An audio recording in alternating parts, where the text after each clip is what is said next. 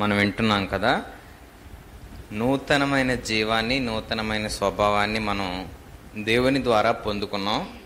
ఆ పొందుకున్న తరువాత నుంచి మనం ఎదుగుదలకి, మన జీవితంలో అన్ని విషయాలకి సిద్ధపడి ముందుకు కొనసాగాలి అని అంటే మనం వేటికి దూరంగా ఉండాలో అవి మనం ఖచ్చితంగా తెలుసుకొని ఉండాలి. మనం నేర్చుకుంటున్నాం ప్రారంభంగా అనుమానాలు వదలాలి అని మనం కొన్ని విషయాలు చూసాం. అనుమానం ఎప్పుడు ఏం చేస్తుంది అని అంటే మనం పొందుకునే స్థాయిని కూడా పొందుకోకుండా చేసేస్తూ ఉంటుంది. చాలామంది ప్రిపేర్ అవుతూ ఉంటారు ఎగ్జామ్స్కి. అయ్యేటప్పుడు నా వల్ల కాదులే అని అనిపించింది అనుకోండి, ఎలా చదువుతారు? అలాగే ఇంక మనకు రాదులే, ఎందుకు వచ్చింది సర్లే.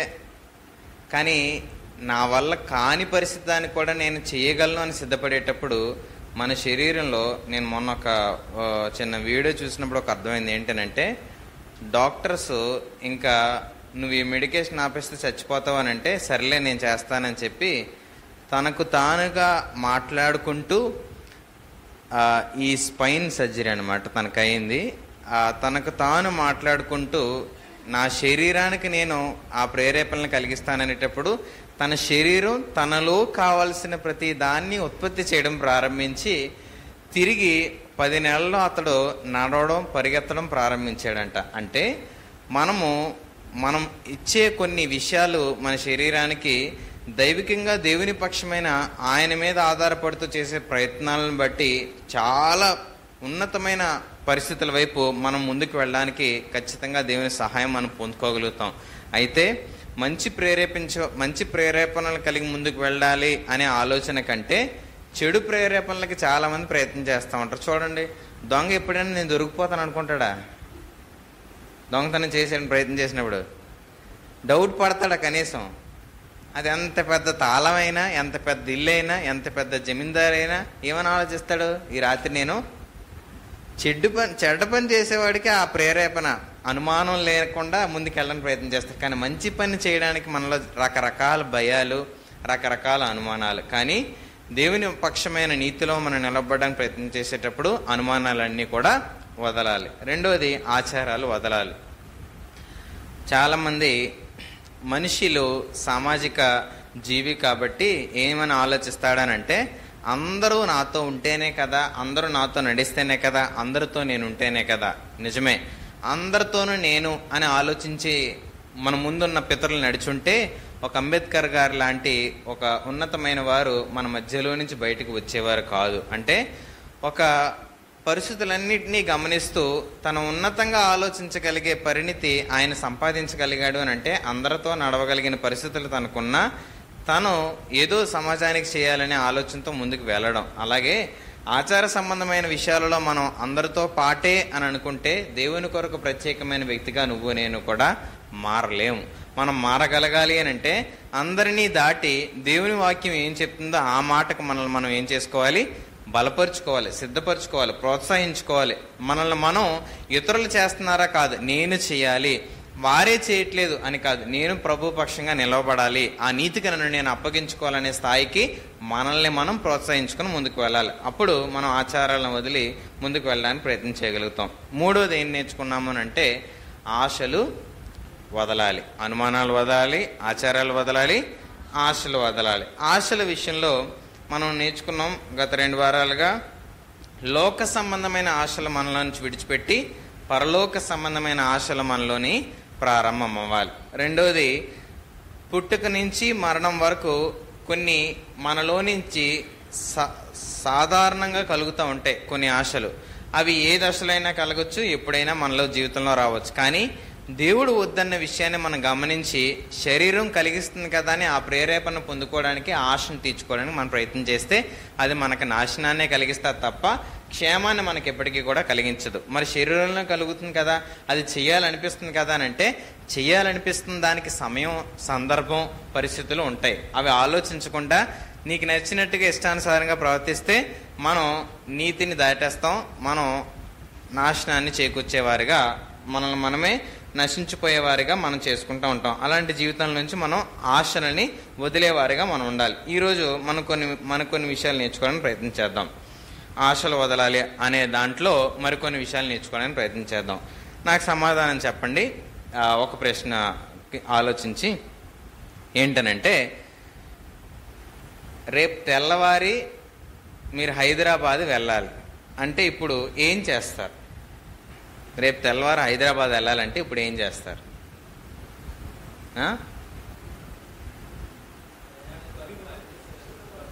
ప్రయాణం కొరకు మొదటగా అన్నీ సిద్ధపరుస్తారు. రైట్. ఇంకా ఎలా వెళ్ళాలి అని ఆలోచిస్తారు. రైట్. ఇంకా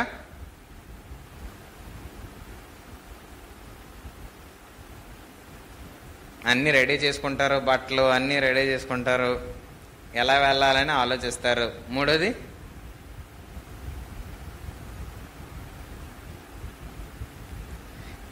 ఇవి ప్రాథమికంగా మనం ఆలోచించినప్పుడు మనకు కొన్ని ఆలోచనలు వస్తాయి, ఇలా చేయాలి, ఇలా ఉండాలి అని. అప్పుడు మనం ఏం చేస్తామనంటే మన మెదడుకి ఒక కమాండ్ ఇస్తాం. ఏమిస్తామనంటే, నేను రేపు ప్రయాణం అవ్వాలి అని అంటే మొదటిగా నేను ఎన్ని గంటలు లెగాలి అని ఆలోచిస్తాం. అవునా కదా? ఎన్ని గంటలు లెగాలి, ఇన్ని గంటలకు నేను మెలకువ కలిగి ఉంటే ఇన్ని గంటలకు నేను ఇక్కడి నుంచి ప్రయాణం ప్రారంభిస్తే నేను ఆ టయానికి స్టేషన్కి వెళ్ళగలుగుతాను. ఇలాంటి ఆలోచిస్తారా, ఆలోచించరా? సాధారణంగా మనం ఒక ప్రదేశానికి వెళ్ళాలంటే ఈ ఆలోచనలన్నీ మన మైండ్లోకి వస్తాయి. వచ్చిన తర్వాత నుంచి మన మైండ్ ఒక మిషన్లా పనిచేస్తుంది. ఎలా అనంటే, ఒక నిర్దిష్టమైన పనిని నిర్దిష్టమైన సమయంలో మనం చెయ్యాలి అని అంటే నిర్దిష్టమైన అడుగులు మనం వేయడానికి ఇష్టపడతా ఉంటాం. నిర్దిష్టమైన పనిని నిర్దిష్టమైన సమయంలో మనం చెయ్యాలి అనేటప్పుడు నిర్దిష్టమైన అడుగులు మనం వేస్తాం. అంటే ఒక పనిని మనం చెయ్యాలి అని అంటే దానికి కావాల్సిన ప్రతి అడుగులు మనం వేయడానికి ఇష్టపడతాం. అది ఇక్కడ ప్రారంభమవుతుంది. మన మైండ్కి చెప్తాం, ఇగో నువ్వు ఇలా చేయాలి, ఇప్పుడు నువ్వు ఇలా ఉండాలి, నువ్వు ఇలా ఆలోచించాలని చెప్తాం. ఒకసారి ఆలోచించండి. పనంతా అయిపోయిన తర్వాత కొంచెంసేపు మాట్లాడాలని చెప్పి మన పక్కింటి ఆవిడ మనల్ని పిలిచింది అనుకోండి, నీకు సరైన విషయం చెప్పాలి, ఓ విషయం జరిగింది అని చెప్పి మన పక్కింటి ఆవిడ మనల్ని పిలిచింది. అప్పుడు వెంటనే మనం మన మైండ్కి ఏం చెప్తాం?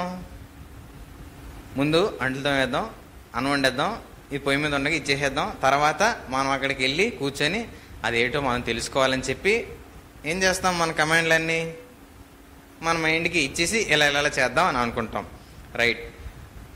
ఈ ఆలోచనలన్నీ ఎందుకు చెప్తున్నానంటే, మనం ఏదైనా ఒక పని చేయాలి అని అంటే మొదటిగా మనం ఇక్కడ ఆలోచిస్తాం, ఇలా చెయ్యాలి, ఇలా ఉండాలి అని.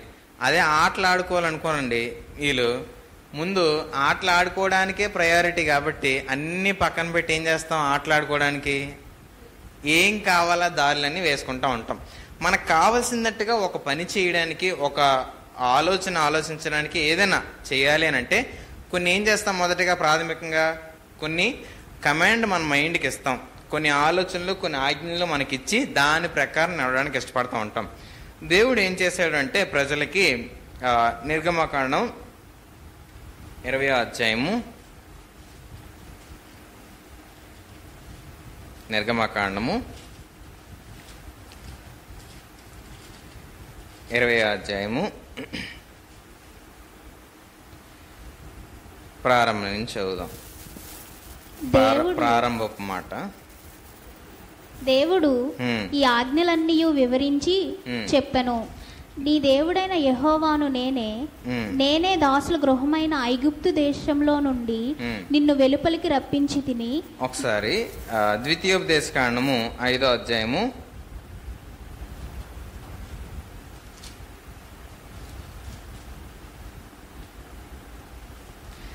మొదటి మాట చదువుదాం.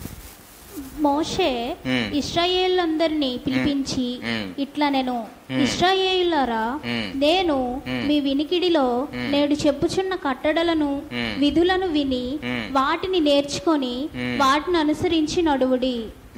మన దేవుడైన యెహోవా హోరేబులో మనతో నిబంధన చేసెను. యెహోవా మన పితరులతో కాదు, నేడు ఇక్కడ సజీవులమై ఉన్న మనతోనే ఈ నిబంధన చేసెను. యెహోవా ఆ కొండ మీద అగ్ని మధ్య నుండి ముఖాముఖిగా మీతో మాట్లాడగా మీరు ఆ అగ్నికి భయపడి ఆ కొండ ఎక్కలేదు. గనుక యెహోవా మాట మీకు తెలియజేయుటకు నేను యెహోవాకును మీకును మధ్యను నిలిచి ఉండగా యెహోవా ఈలాగున సెలవిచ్చెను, దాసుల గృహమైన ఐగుప్తు దేశంలో నుండి నిన్ను రప్పించి నీ దేవుడైన యెహోవాను నేనే. సరిపోతుంది. ఒకసారి ఆలోచిద్దాం.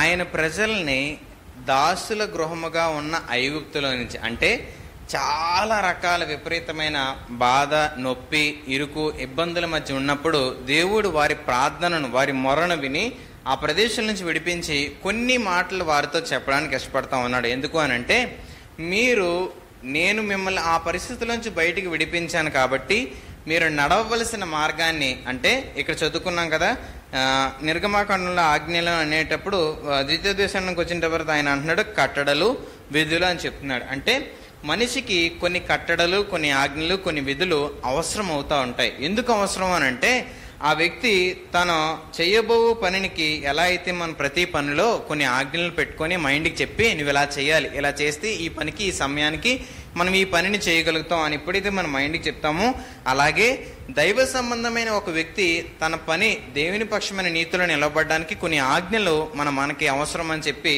దేవుడు కొన్ని ప్రజలను పిలిపించి దాసుల గృహం నుంచి మిమ్మల్ని విడిపించాను కదా, మీరు ఈ ప్రదేశంలోకి వచ్చిన తర్వాత ఎలా నడవాలని చెప్పి కొన్ని ఆజ్ఞలు వారికి ఇవ్వడం మనం చూడగలుగుతాం. ఎందుకు ఆజ్ఞలు ప్రారంభంగా అనంటే, మనం ఆలోచించేటప్పుడు ఇష్టానుసారంగా వెళ్ళిపోయేటప్పుడు మనం వాటికి కొన్ని నియమిస్తూ ఉంటాం. ఏంటనంటే, పశువు గెంతులేస్తూ ఎగిరిపోతూ వెళ్ళిపోతున్నప్పుడు ఏం కడతారు పశువుకి? కర్ర కానీ రొంప కానీ కడతా ఉంటారు. ఎందుకు? పరిగెత్తకుండా ఉండడానికే. కానీ అది ఇలా పరిగెత్తడానికి ప్రయత్నం చేస్తే ఏమవుద్ది? తగలగానే ఏమవుద్ది బుద్ధి?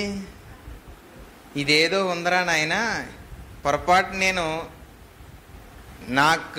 చేయవలసిన దానికంటే కొంచెం ఎక్స్ట్రాలు చేస్తే నాకు దెబ్బలు తగులుతాయి అని చెప్పి అది చూడగానే తనకు అర్థమవుతుంది. అంటే ఆ దెబ్బ తగిలిన వెంటనే కొన్ని మనకి ఆ దేవుడు నియమించిన పద్ధతులు ఏంటి అని అంటే, మనం గాయపరచబడాలి, హింసపరచబడాలి అని కాదు, కానీ ఒక పశువుకి ఎలాగైతే క్రమపరచబడడానికి కొన్ని మనం ఆలోచించి చేస్తామో, మనిషి జీవితం కూడా నూతనమైన జీవాన్ని, స్వభావాన్ని పొందుకునే తన జీవితం కూడా చక్కగా ఎదగాలి అని అంటే తనకు కొన్ని నియమ నిబంధనలు కలిగి నడుచుకోవాలని చెప్పి దేవుడు ఆలోచించాడు. ఇప్పుడు మనం ఆలోచిద్దాం. ఈ 10 ఆజ్ఞలు ఎన్నిసార్లు చదువుంటాం మనం? చాలాసార్లు చదువుంటాం, చాలాసార్లు వినేసి ఉంటాం, చాలాసార్లు అర్థమై ఉంటాయి. దేవుడు చాలా ఆజ్ఞలు మనిషికి ఇచ్చాడు. కానీ ప్రప్రథమంగా ఉన్న ఈ 10 ఆజ్ఞల నుంచి మనం కొన్ని విషయాలు నేర్చుకోవడానికి, మన ఆశలు విడిచి దేవుని కొరకు బ్రతకడానికి ఉపయోగకరంగా మనం ఆలోచించడానికి ఈ విషయాలను బట్టి నేర్చుకోవడానికి ప్రయత్నించేద్దాం. మొదటిగా ఆయన ఏమన్నాడు చూద్దాం. నేను తప్ప వేరొక దేవుడు నీకు ఉండకూడదు. నేను తప్ప వేరొక దేవుడు నీకు ఉండకూడదు. ఒకసారి ఆలోచించండి. మన లోకంలో ఏమని అంటాం? అందరూ ఏమని అంటాం? అందరూ ఒకటేనండి, అందరూ ఒకలాగే ఉంటారు, ఏది చేసినా మనం అక్కడికే వెళ్తాం అని చెప్తా ఉంటాం. కానీ మరి ఈయన చెప్పేటప్పుడు ఎందుకు అలా చెప్తున్నాడు? నేను తప్ప వేరొక. ఆయన మనం యేసు ప్రభు దగ్గరికి వచ్చిన తర్వాత ఆయన కూడా ఏం చెప్తున్నారు అంటే, నేనే మార్గము, నేనే సత్యము, నేనే జీవం అని చెప్తున్నాడు. ఆలోచించండి. ఒకసారి ఒక పద్ధతికి, ఒక నిర్ణయానికి మనం చేసేటప్పుడు ఒకటే మార్గము అని చెప్పి దేవుడు ఎందుకు చెప్పాలి అని ఆలోచిస్తున్నాడు అని అంటే, ఆయన ద్వారా తప్ప మనం వేరొక మార్గం మనం ప్రయత్నం చేస్తే అందులోంచి చేరగలిగే దారులు ఏవి లేవు అని చెప్పి యేసు ప్రభు దేవుడు మనకి చక్కగా నేరుగా ఆ విషయాన్ని తెలియపరుస్తున్నాడు. అంటే వేరొక పద్ధతి, వేరొక మార్గంలో మనం ఎలాగ ప్రయత్నం చేసినా మనకు ఆ విషయాల్లో చేరవలసిన గమ్యాన్ని చేరుకోవడానికి ప్రయత్నం చేయలేము అనేది మనం అర్థం చేసుకోగలం. ఈరోజు ఆలోచించండి. చేరగలిగిన గమ్యానికి ఒకటే దారి, అది దేవుడు మాత్రమే అని చెప్పి ఈయన చెప్తా ఉండేటప్పుడు మనకి అడ్డుబండ్లుగా ఏ వస్తాయి అని అంటే కొన్ని విషయాలను ఆలోచిద్దాం. మత్తయి సువార్త 19వ అధ్యాయము 22వ వచనం చదువుదాం. మత్తయి సువార్త 19వ అధ్యాయము 22వ మాట. అయితే ఆ యవ్వనుడు మిగుల ఆస్తి గలవాడు గనుక ఆ మాట విని వ్యసనపడుచు వెళ్ళిపోయాను. మిగుల ఆస్తి గలవాడు గనుక ఏమయ్యాడంట? వ్యసనపడుచు వెళ్ళిపోయాడంట. అంటే ఏమని ఏం చెప్పాడు? పైన చదవమ్మా. అందుకు యేసు, నీవు పరిపూర్ణమగుటకు కోరిన ఎడల పోయి నీ ఆస్తి అమ్మి బీదలకిమ్ము, అప్పుడు పరలోకమందు నీకు ధనం కలుగును, నీవు వచ్చి నన్ను వెంబడించుమని అతనితో చెప్పెను. ఇక్కడ చెప్తున్నాడు నేనే మార్గము అని చెప్పి యేసుప్రభు చెప్పాడు. ఇప్పుడు ఆయనే మార్గం అంటే వెంబడించాల్సింది ఎవరిని? యేసుని. ఇప్పుడు ఏమంటున్నాడంటే నన్ను ఫాలో అవ్వు, నీకున్నదంతా వదిలేసి నన్ను వెంబడించు, నువ్వు ఎలాగా దేవుని దగ్గరికి వెళ్ళి ఆ కంప్లీట్ పర్సన్ అవ్వాలి, పరలోకంలో నేను ఉండాలనుకుంటున్నావు కదా, నన్ను ఫాలో అవ్వు అని అంటున్నాడు. ఈయనేమన్నాడు 22వ మాటలో? మిగుల ఆస్తి గలవాడు గనక ఆ మాట విని వ్యసనపడుచు వెళ్ళిపోయాను. దేవుణ్ణి వెంబడించాల్సిన మార్గము దగ్గర ఇతనికి ఏం అడ్డొచ్చింది? ఆస్తి అడ్డొచ్చింది. దేవుణ్ణి ఫాలో చేయడానికి ఆస్తి అడ్డొచ్చేసింది. ఈరోజు యేసుప్రభు నేనే మార్గము అని చెప్పడానికి గల కారణం ఏంటి అని అంటే, లోకంలో చాలా మంది చాలా విషయాల్లో అన్నీ ఒకటే, అన్ని మార్గాలు ఒకటే అని చెప్పడానికి గల కారణం ఏంటంటే, వారి ఇష్టాన్ని వారు నెరవేర్చుకుంటూ, వారి ఆశలు వారు తీర్చుకుంటూ, దేవుణ్ణి కూడా ఒక భాగంగా వారు చేస్తూ ఉంటారు. కానీ దేవుడు ఏం చెప్తాడనంటే, అన్నిటినీ వదిలి నన్ను వెంబడించినప్పుడు మాత్రమే నువ్వు నా దారిలో నన్ను వెంబడించేవాడిగా ఉంటావని చెప్పి దేవుడు చెప్తాడు. అందుకే యేసు ప్రభు చెప్పిన మార్గాలు మనకి కఠినంగా కనిపిస్తూ ఉంటాయి. కొన్నిసార్లు ఇలా చేస్తారా, ఇలా ఉంటారా అని అనిపిస్తూ ఉంటాయి. కింద ఆ విషయాలు చదివినప్పుడు కూడా 19వ అధ్యాయంలో వారు యేసు ప్రభు చెప్పిన మాటలకు ఆశ్చర్యపోతూ ఉంటారు. ఇలా అయితే ఎవడు పరలోకం వెళ్తాడో అని అడుగుతూ ఉంటారు. కానీ దేవునికి సమస్తము సాధ్యమని చెప్పి ఆయన కింద చెప్తా ఉంటాడు. ఎందుకు అనంటే, మనము లోకంలో ఉండేటప్పుడు లోకంలో ఉన్నవారిగా బతకడానికి ఇష్టపడతా ఉంటాం. కానీ పరలోక సంబంధంగా మనం మారాలి అంటే దానికి తగినట్టుగా మన జీవితాన్ని అన్ని విషయాల్లో ఎదిగింప చేసుకోవాలి. దానికి తగిన కమాండ్లు మన బ్రెయిన్కి ఇవ్వాలి. ఒక విషయాన్ని మనం చేరుకోవడానికి, ఒక పనిని మనం సాధించడానికి, ఒక విషయంలో ఉత్తీర్ణత సంపాదించడానికి కొన్ని కమాండ్లు, కొన్ని ఆజ్ఞలు మన బ్రెయిన్కి ఇచ్చి, నేను ఇలా నడిస్తేనే కానీ ఇది సంపాదించలేని, ఇది సాధించలేని ఎలా అయితే మనం చెప్తామో, దేవుని దగ్గరకు వచ్చిన తర్వాత కూడా మన మైండ్కి కొన్ని ఆజ్ఞలు మనం ఇవ్వాలి. మొదటిగా దేవుడు ఆయన చెప్తున్న మాట ఏంటంటే, నేను తప్ప వేరొక దారి లేదు అని చెప్తున్నాడు. ఇప్పుడు చెప్పండి, దేవుని కంటే మనం ఇంకా చాలా వాటిని ప్రేమించేవారిగా ఉన్నామా లేదా? ఆశించేవారిగా ఉన్నామా లేదా?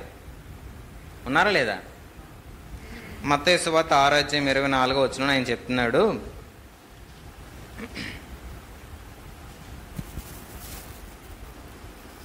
ఎవడును ఇద్దరు యజమానులకు దాసుడుగా నుండనేరడు.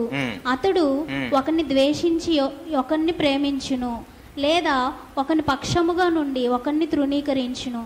మీరు దేవునికి సిరికిని దాసులుగా ఉండనేరరు. అంటే ఒకసారి ఆలోచించండి, దేవుడు ఎందుకు ఆ వ్యక్తిని అది వదిలేసి నన్ను వెంబడించు అన్నాడు అని అంటే, అది ఎవరి స్థానాన్ని దొంగలిస్తుంది? దేవుని స్థానాన్ని దొంగలిస్తుంది. దేవుని స్థానాన్ని దొంగలించగలిగే కొన్ని అనుమతులు ఎవరిచ్చి ఉంటారు? మన మైండ్కి మనం ఇస్తేనే కదా ఆ పని చేయడానికి ఇష్టపడతాం. మన మైండ్కి మనం చెప్పుకోకపోతే అందులో మనం బానిసలుగా మారిపోతూ ఉంటాం. అంటే చెప్పిన దాన్ని బట్టి మన శరీరం నడుస్తూ ఉంటుంది.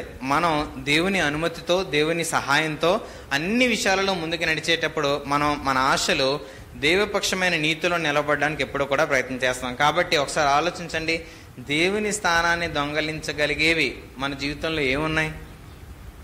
దేవుని స్థానాన్ని దొంగలించగలిగేవి అంటే దేవుని కంటే వాటిని ఎక్కువగా ప్రేమిస్తూ ఉంటాం, దేవుని కంటే వాటిని ఎక్కువగా కోరుకుంటూ ఉంటాం, దేవుని కంటే అది కావాలని ఇష్టపడుతూ ఉంటాం, దేవుని కంటే అది పొందడానికి చాలా ప్రయత్నాలు మనం చేస్తూ ఉంటాం. అది ప్రయత్నం చేసేటప్పుడు మనం ఇంకా చాలా విషయాల్లో దేవుడు లేడు అనే బాధ, దుఃఖం కూడా చాలా మందికి ఉండదు.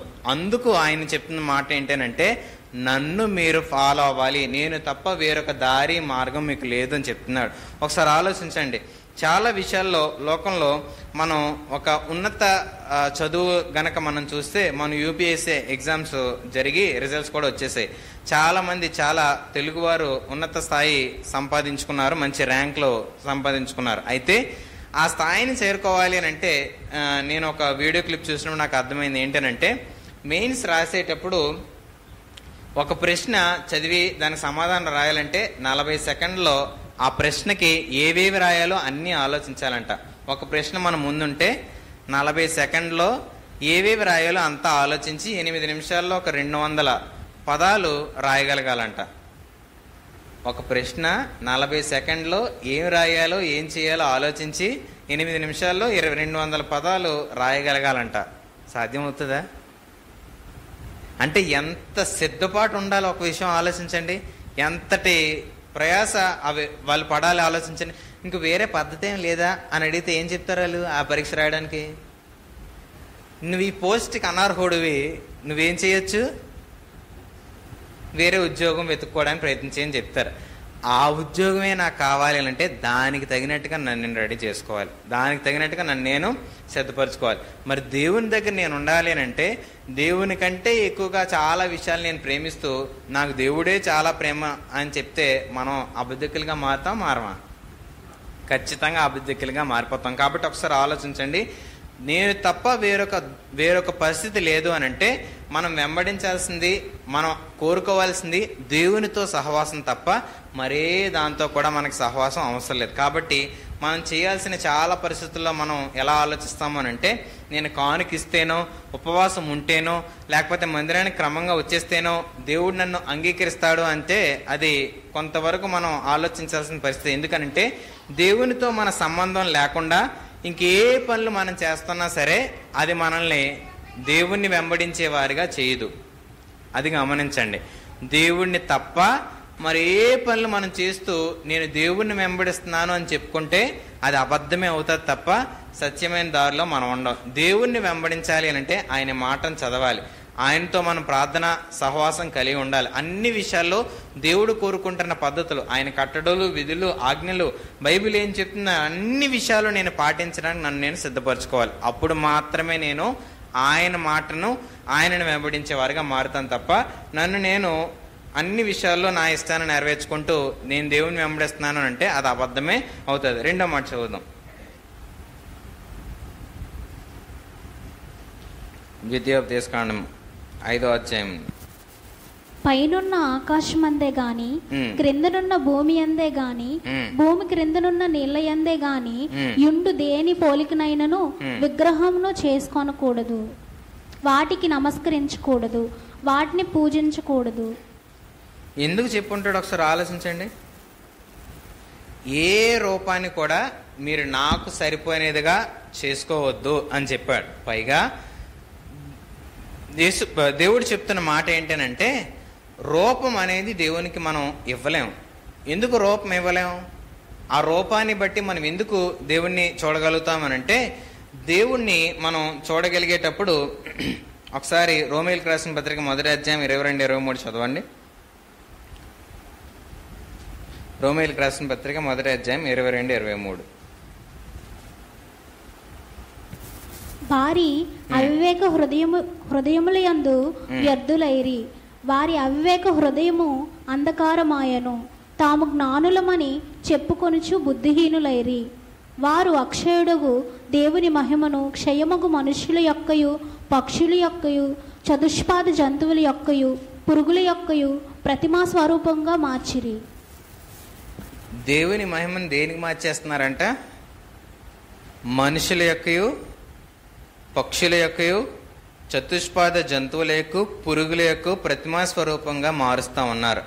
అలాంటి వారిని ఎలా పోలుస్తున్నాడు అంటే అవివేక హృదయము అంధకారమయ్యేను, వారు జ్ఞానులు మనం చెప్పుకొనొచ్చు బుద్ధిహీనులయ్యి అని చెప్పి వారి గురించి చెప్తా ఉన్నాడు. అంటే మనం బుద్ధి శూన్యమైపోయినప్పుడు, అంటే మందగిలినప్పుడు మనిషి ఏం చేస్తాడు అని అంటే వివిధ రకాలుగా ఆ వ్యక్తి ప్రయత్నం చేస్తూ దేవుడికి చెందాల్సిన మహిమను చాలా వాటికి ఇచ్చేస్తూ ఉంటాడు. అది మనుషులు అవ్వచ్చు, పక్షులు అవ్వచ్చు, పశువులు అవ్వచ్చు, దేనిదైనా అవ్వచ్చు.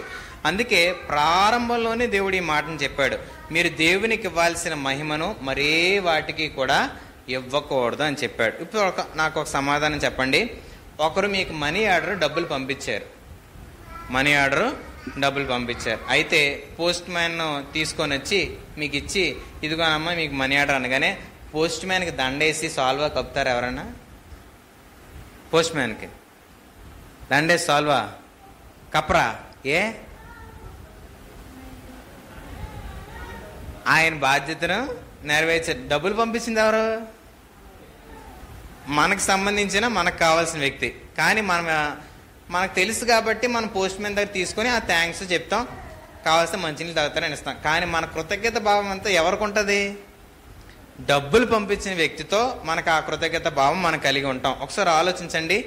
దేవుడు మనిషి జీవితంలో చాలా విషయాలను కలుగజేసిన తర్వాత, మేలుకరంగా ఇచ్చిన తర్వాత మనుషులు వేటిని ప్రేమిస్తున్నారంటే వ్యక్తులను ప్రేమించడం ప్రారంభిస్తున్నారు. అంటే ఇక్కడ దేవుని మాట మనం ఎవరి చేత వినగలం అనంటే, ఇక్కడ నిలబడి ఎవరు బోధించగలిగినా వారి నోట్లోంచి మాట్లాడగలిగిన దేవుని మాటను బట్టి మనం ఆ స్వరాన్ని దేవుని మాటగా మనం తీసుకోగలుగుతాం. దాన్ని బట్టి మనకి ఎవరు గొప్పవారుగా కనబడతారో అప్పుడు చెప్పండి, నిజం చెప్పండి, ఒకసారి ఆలోచించండి. ఇక్కడి నుంచి మాట్లాడగలిగే వ్యక్తి గొప్పోడుగా కనబడతాడా, దేవుడు గొప్పోడుగా కనబడతాడా? ఒకసారి నిజంగా ఎవరు కనబడతారు? ఇప్పుడు మనం ఎవరిని పోగినట్టు పోస్ట్ మ్యాన్ ఇచ్చినవాడినా? ఎవరిని?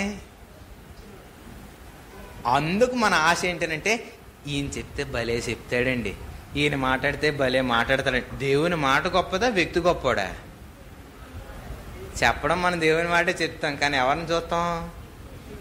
నిలబడ్డవాడిని చూసి ఆహా ఈడైతే మనకి ఈ చెప్పే దేవుని మాట యందు లక్ష్యం లేక వారి ఆశ ఎవరి వైపు వెళ్ళిపోయింది?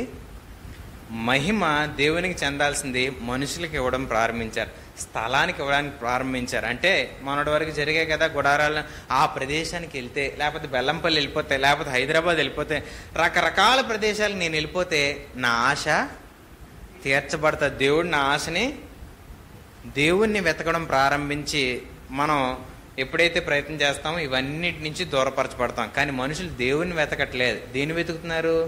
మనుషుల్ని, స్థలాల్ని, రకరకాల. ఇక్కడ అలాంటి వారి గురించి ఏం పోలుస్తూ చెప్పాడని రోమేలకు రాసిన పత్రిక 1:22 అవివేక హృదయం కలిగి అంధకారమయమైన వారు అలా వెతుకుతారంట. అంటే హృదయం చీకటితో నింపబడిన వారు మాత్రమే అలా వెతుకుతారు. కానీ వెలుగుతో నింపబడిన వారు ఎవరిని వెతుకుతారు? దేవుణ్ణి వెతుకుతారు. రూపంలో దేవుణ్ణి చూడరు. అందుకే క్రైస్తవుల ఇంట్లో పటాలు ఉండవు, సిలువు గుర్తులు ఉండవు, మరేవి ఉండవు. ఎందుకు? అందులో దేవుణ్ణి వెతకం. మనం దేవుణ్ణి వెతికేటప్పుడు అందరి విషయాల్లో మనం దైవపక్షమైన నీతిలో నిలబడడానికి ఇష్టపడతాం. కానీ దేవుని మాటే మనకి దేవుడు, కానీ మరి ఏ రూపంలో కూడా దేవుని వెతకడానికి మనం ప్రయత్నం చేయకూడదు. మూడోది ఏంటంటే, నీ దేవుడైన యెహోవా నామమును వ్యర్థముగా ఉచ్చరింపకూడదు. యెహోవా తన నామమును వ్యర్థముగా ఉచ్చరించు వాణ్ణి నిర్దోషిగా ఎంచడు. దేవుని నామాన్ని మనం ఎలా చూడాలంట? వ్యర్థంగా చూడకూడదు. మరి ఎలా చూడగలగాలి?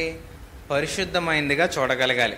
వ్యర్థంగానంటే చాలా మంది ఏం చేస్తారంటే, ఏసయ్యా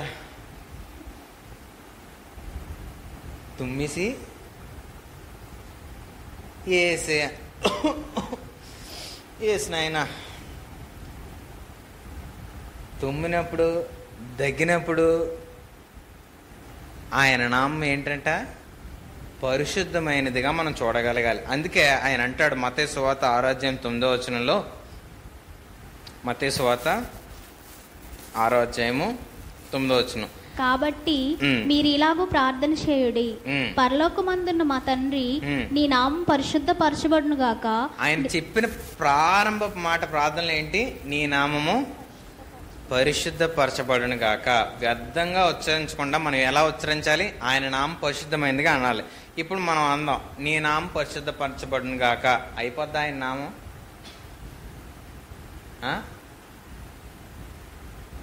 మనం చదువుకున్న దాని ప్రకారం అవుతుంది అవదా చెప్పండి? అవుతుందా? యెషయా 29 యెషయా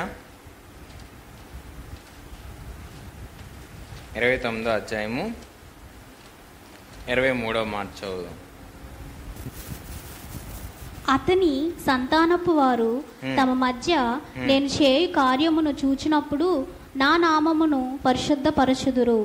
యాకోబు పరిశుద్ధ దేవుని పరిశుద్ధపరచుదురు, ఇశ్రాయేలు దేవునికి భయపడుదురు. ఎలా పరిశుద్ధపరచబడుతుంది అని అంటే, ఆయన మన జీవితంలో చేసిన కార్యం. 24 చదివితే, చంచల బుద్ధి గలవారు వివేకులగుదురు, సనుగువారు ఉపదేశమునకు లోబడుదురు. వారి జీవితాన్ని వారు క్రమపరుచుకొని రెండు పడవల మీద కాలేసి నాశనానికి వెళ్లే దారుల వైపు కాక దేవుని కొరకు ఒకే రకమైన జీవితాన్ని వారు నడవడానికి ఇష్టపడుతూ వారి జీవితంలోంచి దేవునికి అర్పించే అర్పణ ఎలా ఉంటుంది అంటే పరిశుద్ధమైనదిగా, ఆయన నామం పరిశుద్ధపరిచేదిగా మారుతుంది. అంటే ఈరోజు దేవుడి నామం పరిశుద్ధపరచబడిన గాక అన్నంత మాత్రాన మన నోటి మాటను బట్టి పరిశుద్ధపరచబడదు, కానీ దేవుని మాటను బట్టి మనల్ని మన జీవితాన్ని సరిచేసుకొని మన జీవితం సరిచేయబడిన మాటను బట్టి మనం చెప్పే మాటను బట్టి ఆయన నామం పరిశుద్ధమైనదిగా మారుతుంది. అంటే ఆలోచించండి, మన నోటి మాట ప్రాముఖ్యమా, మన హృదయ ధ్యానం ప్రాముఖ్యమా? హృదయ ధ్యానంతో మనం పలికే మాట పరిశుద్ధమైనదిగా మారాలని దేవుని ఆశ. ప్రారంభంలో ఆయన ఇచ్చాడు ఈ మాట. అంటే ఆలోచించండి, దేవుని ఆజ్ఞలు మనం చాలాసార్లు చదువుంటాం. ప్రైజ్ మనీ కోసం చాలాసార్లు ఈ మాట చెప్పేసి ఉంటారు. ఈ 10 ఆజ్ఞలు చెప్పితే సండే స్కూల్ ఏం చేస్తూ ఉంటారు? బహుమతులు ఇస్తారు కాబట్టి ఇవి చాలాసార్లు చదువుంటాం. కానీ ఆ మాట వెనక దేవుని ఉద్దేశం, దేవుని ఆలోచన మనం తెలుసుకోకపోతే ఆ మాట మన ఆశలను దాటి దేవుని కొరకు మనం పనిచేయడం మనం ఎప్పటికీ కూడా నేర్చుకోలేము. 4వ మాట చదువుదాం. నీ దేవుడైన యెహోవా నీకు ఆజ్ఞాపించినట్లు విశ్రాంతి దినమును పరిశుద్ధంగా ఆచరించుము. 4వది ఏంటి? విశ్రాంతి దినాన్ని పరిశుద్ధంగా ఆచరించాలి. విశ్రాంతి దినం అంటే ఏ రోజు? ఏ రోజు? ఏ రోజు?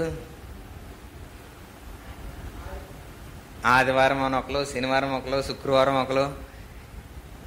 నూతన నిబంధనలోకి వచ్చిన తర్వాత మనం నియమించుకునే వారంలో ఏదన్నా ఒక రోజు అది విశ్రాంతి దినమే. అంటే ఒక రోజు దేవుని కొరకు మనం నియమించుకునేటప్పుడు అది విశ్రాంతి దినంగా మనం దేవుని కొరకు ఆచరించవచ్చు. అంటే చాలా దేశాల్లో మనం చూడగలిగేటప్పుడు దుబాయ్లో శుక్రవారం సెలవు కాబట్టి శుక్రవారం వారు విశ్రాంతి దినంగా చేస్తూ ఉంటారు. మరి మనకి ఆదివారం సెలవు కాబట్టి ఆదివారం చేస్తాం. మరి బైబిల్లో శనివారం ఉంది కదా, శనివారం చేయాలి కదా అని అంటే నూతన నిబంధనకు వచ్చేసరికి ప్రతి దినాన్ని దేవుడు పరిశుద్ధపరిచేశాడు కాబట్టి ఏ దినమైనా దేవుని కొరకు మనం ఒక దినాన్ని ఏర్పాటు చేసుకొని మనం చేయొచ్చు. కాబట్టి విశ్రాంతి దినం ఈ రోజే కదా అని చెప్పి దాని కొరకు మనం చేయొద్దు, కానీ విశ్రాంతి దినాన్ని ఏం చేయాలో అది చేయగలగాలి. అంటే దేవుణ్ణి ఆరాధించడానికి మనం ఆ దినాన్ని ఏర్పాటు చేసుకుంటాం. దేవుణ్ణి ఆరాధించడం అంటే ఇలా సమయం ఏర్పాటు చేసుకొని ఆయన మందిరంలోకి వచ్చి ఆరాధన ఆరాధన అని చెప్పి మనం అరిచి దేవుని కేకలేస్తే ఆరాధన అయిపోద్దా? అయిపోద్దా? మరి ఎలా ఆరాధించగలుగుతాం? ఆయనని సేవించటం అంటే నేను దేవునికి దూరంగా, దేనికి దూరంగా ఉంటే దేవునిని ఆరాధించడమో దాన్ని గ్రహించి దానికి దూరంగా ఉండాలి. దేవుడు మనకిచ్చిన సహవాసాన్ని బట్టి, సహోదరుని బట్టి వారి పక్షంగా మనం దేవుని కొరకు చేసే ప్రతి పనిని కూడా దేవునికి ఆరాధనగా మనం మారుతుంది. అందుకే ఆయన అంటాడు మత్తయి సువార్త 25వ అధ్యాయము 34 నుంచి 36 వరకు మనం చదివేటప్పుడు, మత్తయి సువార్త 25వ అధ్యాయము 34 నుంచి 36 వరకు మనం చదివినప్పుడు, అప్పుడు రాజు తన కుడివైపున ఉన్న వారిని చూచి, నా తండ్రి చేత ఆశీర్వదించబడిన వారులారా రండి, లోకం పుట్టినది మొదలుకొని మీ కొరకు సిద్ధపరచబడిన రాజ్యమును స్వతంత్రించుకొనుడి. నేను ఆకలి కొంటిని, మీరు నాకు భోజనం పెట్టితిరి, దప్పిక కొంటిని, నాకు దాహం ఇచ్చితిరి, పరదేశనయ్యుంటిని, నన్ను చేర్చుకొంటిరి, దిగంబరునయ్యుంటిని, నాకు బట్టలు ఇచ్చిరి. ఒకసారి ఆలోచిస్తే ఇక్కడ చదివిన విషయాలన్నీ మనకు తెలుసు. అంటే ఇవి మనుషులకు చేస్తున్నట్ట, దేవునికి చేస్తున్నట్ట? అవసరతలు ఉన్న ప్రతి వారి అవసరతను తీర్చేటప్పుడు ఆయన ఏమన్నాడు? నాకు చేశారు అని అన్నాడు. దేవునికి మనం ఆరాధన క్రమంగా చేసేటప్పుడు, దేవునిని మనం ఆరాధించడానికి ప్రయత్నం చేసేటప్పుడు మన జిహ్వా ఫలం అర్పించడానికి ఇష్టపడతాం. అంటే మన నోటి ఫలాన్ని దేవునికి ఇవ్వాలని మన మాటల ద్వారా దేవుని గణపరుస్తూ స్తుతిస్తూ ఆయన ఆరాధించడానికి ఇష్టపడుతూ ఉంటాం. మన నోటి జిహ్వా ఫలం. అలాగే మన దగ్గర ఉన్న కలిగి ఉన్న వాటిని బట్టి అవసరతలో ఉన్న, అక్కరలో ఉన్న వారి అవసరం తీర్చే క్రమంలో కూడా దేవుడు దాన్ని అంగీకరించి నాకు మీరు చేశారని చెప్తున్నాడు. అంటే దేవునికి ఆరాధనగా మనం చేయగలిగిన పరిస్థితులు మన జీవితం ద్వారా దేవుడు మనకి ఇచ్చిన జ్ఞానం అవ్వచ్చు, ధనం అవ్వచ్చు, బలం అవ్వచ్చు, ఏదైనా అవ్వచ్చు, దాని ద్వారా మనం ఇతరులకు ఉపయోగకరంగా ఏది చేసినప్పటికీ దేవుడి దాని అంగీకారయోగ్యంగా నాకు చేశారని చెప్తున్నారు. ఆలోచించండి, దేవునికి చేశాము అన్నట్టుగా మనుషులకి చేయగలమా? చేయగలమా? దేవునికి చేసేటప్పుడు మాత్రం హృదయపూర్వకంగా చాలా సంతోషించి చేయగలుగుతాం. కానీ మన పక్కింటి వాళ్ళకి ఏదన్నా ఇచ్చినప్పుడు అది మళ్ళీ మనకు తిరిగి ఇవ్వకపోతే ఇవ్వకపోతే ఎలా ఉంటుంది? అస్సలు నెమ్మది ఉండదు కదా, నిద్ర పట్టదు, కనిపించినప్పుడల్లా అడగాలనిపిస్తుంది. ఏడు ఇది కూడా అడుగుతామా, ఆలే ఇచ్చేచ్చు కదా అని ఆలోచిస్తూ ఉంటాం. మనుషులుగా మనం దేవునికి చేయాలనే ఆలోచన ఎంత ప్రాముఖ్యమైందో, ఇతరులకు కూడా అవసరతలు ఉండేటప్పుడు అక్కర తీర్చగలిగే మనసు మనం కలిగి ఉండడం కూడా అంతే ప్రాముఖ్యత కలిగి ఉండాలని దేవుని మాట మనకు సెలవిస్తూ ఉంది. 5వది మనం చూద్దాం. నీ దేవుడైన యెహోవా నీకు అనుగ్రహించే దేశంలో నీవు దీర్ఘాయుష్మంతుడవై నీకు క్షేమమగునట్లు నీ దేవుడైన యెహోవా నీకు ఆజ్ఞాపించిన లాగున నీ తండ్రిని నీ తల్లిని సన్మానింపుము. ఏం చేయాలంట? నీ తండ్రిని నీ తల్లిని సన్మానించాలని దేవుడు ఒక ఆజ్ఞగా ఇచ్చాడు. ఆలోచించండి, ప్రారంభంలో మోషేకి చేతికి 10 ఆజ్ఞలు ఇచ్చేటప్పుడు తల్లిదండ్రులను సన్మానించమని ఒక ఆజ్ఞ అందులో రాసించారు అని అంటే ఎంత ఉన్నతంగా ఆ విషయాన్ని మనం ఎంచాలో అనేది మనం చాలా జాగ్రత్తగా పరిశీలించాలి. ఎందుకు అనంటే ఏ పని చేసినా తల్లిదండ్రులు ఉన్నతమైన వారిగానే మనం చూడాలి. వాళ్ళు చేసిన పనిని బట్టి మనం హీనంగా చూడాల్సిన పరిస్థితులు లేవు. ఎందుకు అనంటే ఒక తల్లి చాలా చిన్న పనులు చేసుకుంటూ ఇంట్లో పాచి పనులు చేసుకుని వారి పిల్లల్ని పెంచింది. ఎదిగి కొంత స్థాయికి వెళ్ళిన తర్వాత ఆ పిల్లాడు ఏం చేశాడనంటే తన ఖర్చులకి తన తల్లి కావలసిన ధనాన్ని ఇవ్వట్లేదని చెప్పి ఆ ఇంట్లోనే ఆ తల్లికి వ్యతిరేకంగా చాలా మాటలు అనేవాడు, చేతలు కూడా చేసుకునేవాడు. అలాంటి పరిస్థితులు చుట్టుపక్కల చూసి ఏంట్రా నాయనా బాబు, నిన్ను ఎంత కష్టపడి చిన్నప్పుడు పెంచిందో నీ తల్లి నీకు తెలియదు అని చెప్పి చాలామంది చెప్పినా వినలేదు. కానీ ఒకరోజు బైబిలు అంటే ఇలా జరుగుతుందా అని అంటే ఒకసారి ఆ మాటను చదువుదాం. సామెతలు 30:17 చదువుదాం.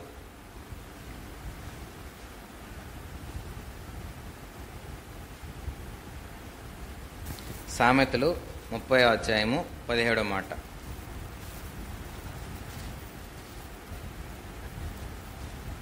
తండ్రిని అపహరించి తల్లి మాట విన్నోళ్ళని వాని కన్ను లోయకాకులు పీకును, పక్షిరాజు పిల్లలు దాన్ని తినును. అంటే ఎలాంటి మరణం వస్తుందో ఒకసారి ఆలోచిస్తే, కాకులు పక్షులు పీకుతున్నాయనంటే శవం ఎక్కడుండి ఉంటుందో ఆలోచించండి. మనుషుల మధ్యలో ఉంటే అలా చేయనిస్తారా? అంటే ఎక్కడ చచ్చిపోయి ఉంటాడు? అలాంటి మరణం వచ్చింది ఆ కొడుక్కి. అంటే ఇలా జరుగుతుందనంటే ఆలోచించండి.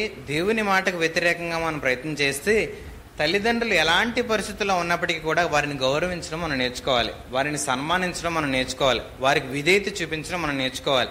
మన తండ్రి తాగుబోతైతే, తిరుగుబోతైతే అలాంటప్పుడు గౌరవించగలమా? విధేయత చూపించగలమా? మంచోళ్ళకి ఎవరైనా మనం విధేయత చూపించడమే. అంటే పిల్లలు చాలామంది ఏం చేస్తారు అని అంటే, మా తల్లి ఎలాంటిదండి మీకు తెలియదు, మా తండ్రి ఎలాంటిదండి మీకు తెలియదు. కానీ దేవుని మాటకి ఆయన ఆజ్ఞకు విధేయత చూపించడం అంటే నీ ఆశలు వదిలేసి, నీ ఆలోచనలు వదిలేసి, నీ ఇచ్చలు వదిలేసి ఆయన మాటకు లోపడ్డం. అంటే వారు చెప్పే క్రమమైన పద్ధతులకి మనం వెంబడించడానికి ఇష్టపడ్డాం. కొన్నిసార్లు వారు తప్పు పద్ధతిలో మనల్ని నడిపించేటప్పుడు చాలా విధేయతగా మనం దానిని తిరస్కరించడానికి ప్రయత్నం చేయాలి. కానీ వారిని దూషించి వారికి వ్యతిరేకమైన ఆలోచనలు మనం ప్రయత్నం చేసేటప్పుడు దేవునికి వ్యతిరేకంగా వెళ్తున్నామని మనం చాలా జాగ్రత్తగా ఆలోచించడానికి ప్రయత్నం చేయాలి. 5 విషయాలు మనం ఆలోచించగలిగాం. మొదటిగా, నేను తప్ప వేరొక దేవుడు మనకు ఉండకూడదు అని అంటే ఆయన స్థానాన్ని దొంగలించగలిగే ఏదైనా మన జీవితంలో ఉందేమో అని పరిశీలించుకోవాలి. అది దానం అవ్వచ్చు, వస్త్రం అవ్వచ్చు, కోరిక అవ్వచ్చు, ఇచ్చ అవ్వచ్చు, ఏదైనా అవ్వచ్చు. దేవుని స్థానాన్ని దొంగలించగలిగేదిగా ఉంటే దానిని తొలగించి దేవుని మాటకు లోబడే వారిగా మనం మారాలి. రెండోది, మనము ఏ రూపంలో కూడా మనం దేవుణ్ణి చూడకూడదు. దేవునికి ఇవ్వాల్సిన ప్రాధాన్యత, ప్రాముఖ్యత దేవునికి ఇవ్వాలి. మనుషుల్లో దేవుణ్ణి మనం చూడకూడదు, స్థలాల్లో దేవుని చూడకూడదు, వస్తువుల్లో దేవుని చూడకూడదు, రూపాల్లో దేవుని చూడకూడదు. కానీ ఆయనకు ఇవ్వాల్సిన ఘనతని ఉన్నతని పంచాలి. ఎందుకు రూపాల్లో, ఎందుకు వస్తువుల్లో, వ్యక్తుల్లో చూడకూడదనంటే ఆయన మహిమను మనం తగ్గించేస్తూ ఉంటాం, ఆయన ఉన్నతత్వాన్ని మనం తగ్గించేస్తూ ఉంటాం, ఆయన పరిశుద్ధతను మనం తగ్గించేస్తూ ఉంటాం, ఆయనకి రావాల్సిన చెందాల్సిన మహిమను తగ్గించేస్తూ ఉంటాం ఎప్పుడైతే వ్యక్తుల్లో, స్థలాల్లో, వస్తువుల్లో, రూపాల్లో మనం దేవుని మహిమను చూస్తామో. కాబట్టి అలాంటి పని మనం చేయకూడదు. మూడోది, ఆయన నామం పరిశుద్ధమైనదిగా ఎంచాలి. ఇష్టం వచ్చినప్పుడు ఇష్ట రకాలుగా మనం దేవుని మాటని, మనం దేవుని పేరుని నోట్లోంచి ప్రకటించడానికి ఇష్టపడుతూ ఉంటామో ఆయన భయం మనలో ఉండదు. కాబట్టి ఆ పరిశుద్ధమైన దాన్ని పరిశుద్ధమైనదిగా ఎప్పుడైతే మనం ఎంచడం ప్రారంభిస్తామో మన జీవితంలో దేవుని భయము పాపానికి దూరంగా మారుస్తుంది, వ్యతిరేకమైన పనులకు దూరంగా మారుస్తుంది, చెడ్డ పనులు చేయకుండా మనల్ని దేవుని భయంలో నిలబడుతుంది. నాలుగోది ఏంటంటే దేవుణ్ణి ఆరాధించి దేవునికి సమయం మనం ఇచ్చడానికి ప్రయత్నం చేస్తూ ఉంటాం, కానీ దేవునిని ఆరాధించగలిగే సమయం వ్యక్తులలో మనం చూడడానికి ఎప్పుడూ కూడా ప్రయత్నం చేయం. కాబట్టి ఆరాధించగలిగే పరిస్థితి ఎప్పుడు అనంటే ఆయన జనాంగంగా ప్రతి ఒక్క వ్యక్తిని మనం చూస్తూ ప్రతి ఒక్క వ్యక్తికి మనం సహాయపడేటప్పుడే దేవుని ఆరాధించేవారుగా మనం మారగలుగుతాం. ఐదోది ఏంటంటే ఆయన చెప్పిన ఆజ్ఞ, నీ తల్లిదండ్రులను మనం ఏం చేయాలంట, సన్మానించగలగాలి. వారు ఏ పని చేసుకున్నా, వారు ఎలాంటి వారైనా, వారు ఎలా ఉన్నా సరే, వారి రూపం అందవిహీనంగా ఉండొచ్చు, వారి సంపాదన అంతంత మాత్రంగా ఉండొచ్చు, వారి లక్షణాలు వారి లోకమంతా అసహించుకునే ఉండొచ్చు, కానీ విధేయత చూపించడం మనం ఒక దేవుడిచ్చిన ఆజ్ఞ మనం ఎప్పుడైతే పాటిస్తామో వ్యతిరేకమైన పరిస్థితులన్నింటినీ దాటి దేవుని మాటను నెరవేర్చగలగడం, మన ఆశను నెరవేర్చుకోకుండా దేవుని ఆశను నెరవేర్చే వారిగా మనం మారడం. కాబట్టి మన తల్లిదండ్రులు ఎలాంటి వారైనప్పటికీ కూడా విధేయత చూపించి మన నీతిని బట్టి వారి నీతిగా నడుచుకునేటట్లు వారిని క్రమమైన ఆలోచనలు మనం నడిపించబడడానికి దేవుని మాటను ఆశ్రయించాలి. ఈ 5 మాటలు మనం ఆలోచించగలిగాం. మిగిలిన 5 మాటలు మనం ప్రభు చిత్తం అయితే వచ్చే వారం ఆలోచించడానికి ప్రయత్నం చేద్దాం. దేవుని మాట ఎంత ఉన్నతమైనది అని అంటే మనం దానికి విలువ ఇవ్వడం ప్రారంభించినప్పుడు మన జీవితాలు విలువైనగా మారుతాయి. దేవుని మాటను మనం ఎప్పుడైతే గొప్పగా చూడగలుగుతామో మన ఆలోచన విధానం గొప్పగా మారుతుంది, మన జీవిత విధానం గొప్పగా మారుతుంది, జీవన శైలి గొప్పగా మారుతుంది. కాబట్టి అలాంటి క్రమమైన ఆలోచనలో మనం ప్రయత్నం చేసేటప్పుడు మన ఆశను మనం తీర్చుకోవడానికి ప్రయత్నం చేయడం చెయ్యం, కానీ దేవుని ఆశను మనం నెరవేరుస్తూ మన జీవితాన్ని విలువైనదిగా మార్చుకోవడానికి దేవుడు ఖచ్చితంగా సహాయం చేస్తారు. ప్రార్థన చేసుకుందాం.